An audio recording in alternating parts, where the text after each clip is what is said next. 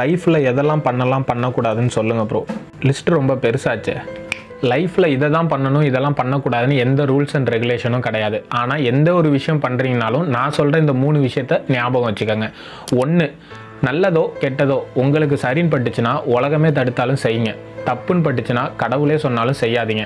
எனக்கு சரக்கு அடிக்கிறது சரின்னு படுது, செய்யலாமான்னு கேட்டிங்கன்னா உண்மையிலே உங்கள் மனசு சரின்னு சொல்லுதான்னு உங்கள் மனசிட்ட கேளுங்க. அப்படி சரின்னு சொன்னிச்சுன்னா அதனால் வர பின்விளைவுக்கு நீங்களே பொறுப்பாயிக்கங்க. 2வது, தளபதி ஸ்டைலில் சொல்லணும்னா மற்றவங்களை காயப்படுத்தாத எந்த ஒரு விஷயமும் சரிதான்.